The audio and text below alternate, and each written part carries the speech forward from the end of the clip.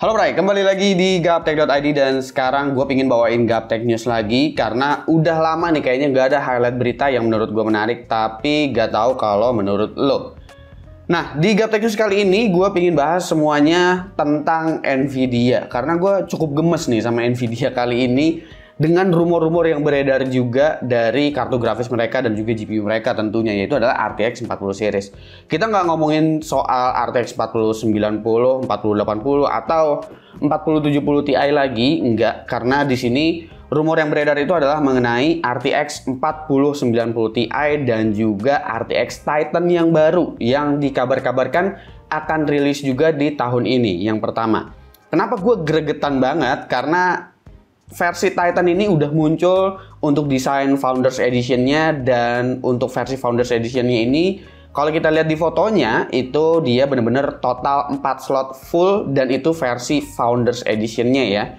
Jadi kalau versi Founders Edition-nya aja itu ada 4 slot, apalagi versi custom dari brand partnernya yang biasanya secara desain bakalan jauh lebih bongsor lagi karena punya cooling yang jauh lebih advance. Karena perlu kalian tahu, kalau kalian belum tahu nih, versi Founders Edition itu sebetulnya adalah desain cooling paling basic, paling standar untuk ngedinginin si GPU-nya. Jadi kalau Founders Edition-nya aja 4 slot, apa kabar versi custom-nya nanti?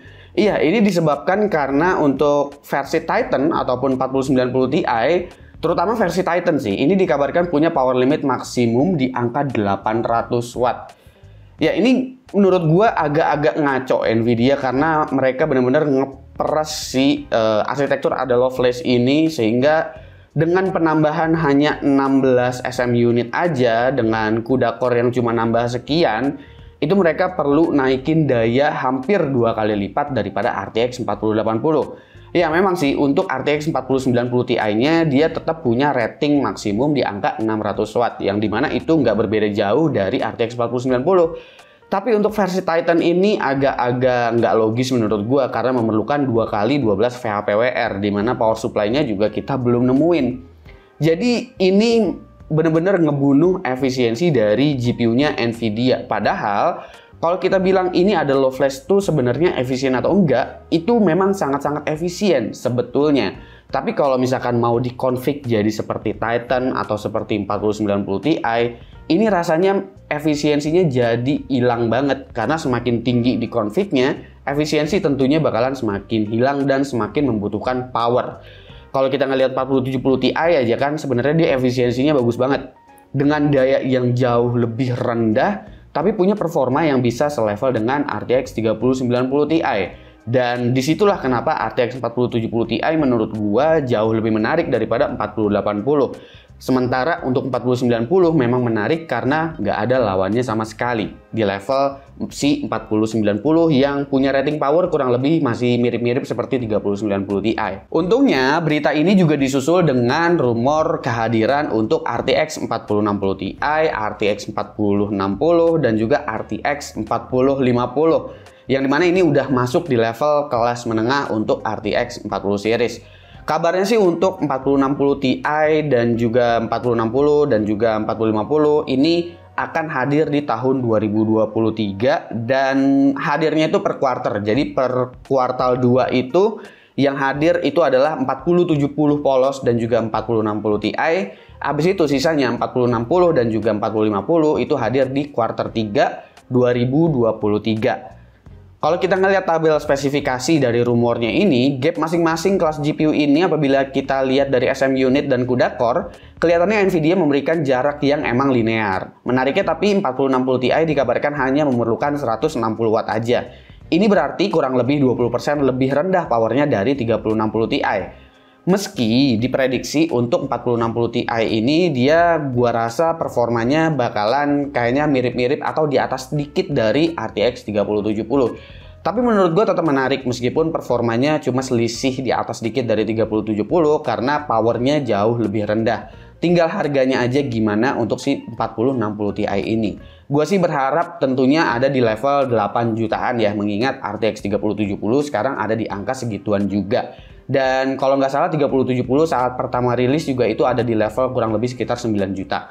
Jadi kalau 4060 Ti ada di range harga segitu, harusnya 4060 Ti bakalan jauh lebih menarik. Tapi untuk 4070 gue nggak ngerasa gitu excited dengan kehadiran 4070 ini nanti.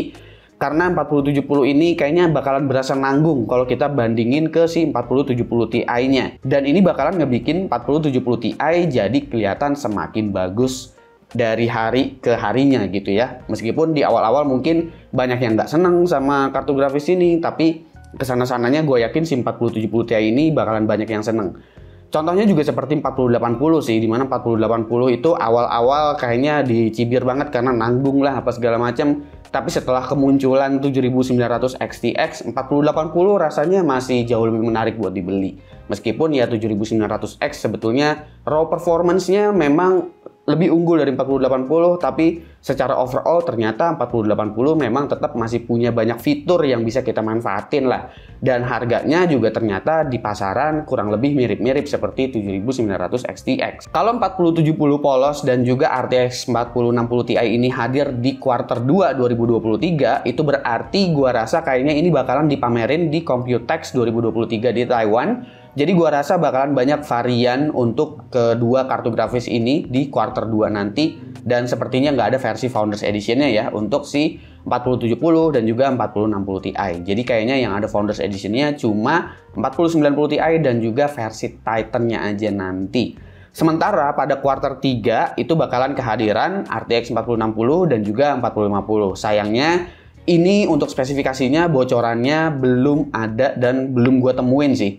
Jadi cuma prediksi dari power limit maksimumnya aja untuk 4060 itu ada di angka 150 watt, sementara untuk 4050-nya ada di bawah 100 watt. Untuk 4060-nya dia pakai 1 kali 12 VHPWR, untuk 4050-nya nggak ada power connector sama sekali. Nah, gue juga ngerasa 4060 ini meskipun selisihnya hanya 10 watt aja dari 4060 Ti, kita tetap harus tunggu dulu dia punya SM unitnya totalnya berapa. Harusnya kalau selisihnya 10 watt berarti selisih SM unitnya cuma beda tipis-tipis saja dari 4060 Ti. Kalau memang betul seperti itu berarti 4060 juga akan menarik. Tapi kalau misalkan 4060 selisihnya 10 watt dari 4060 Ti tapi SM unitnya longsor banget, bedanya jauh lagi, 4060 jadi bakalan kurang menarik. 4050 juga tentunya bakalan ditunggu karena nggak pakai power connector. Nah, perlu kalian tahu juga untuk 12 VHPWR ini, meskipun 4060 dia pakai 12 VHPWR, ini kan cuma 150 watt. Dan emang untuk konektor 12 VHPWR itu adalah untuk GPU yang memang rating powernya mulai dari 150 watt hingga 600 watt. Jadi ya semuanya kabelnya sama, berbeda dengan 8 pin PCIe konektor yang memang 1x8 pin hanya mampu menahan 150 watt aja. Jadi kalau ada yang 300 watt bahkan 200 watt udah 2x8 pin, atau kalau 400 watt lebih kayak 3090 Ti bakalan pakai 3x8 pin PCIe konektor. Kurang lebih seperti itu aja yang bisa gua bahas. Apakah kalian nungguin nih untuk versi kelas menengah dari 40 series? Dan kalau kalian nungguin, kira-kira kalian nungguin 4060 Ti, 4060 atau 4050? Atau mungkin kalian penasaran juga sama 4070 polos?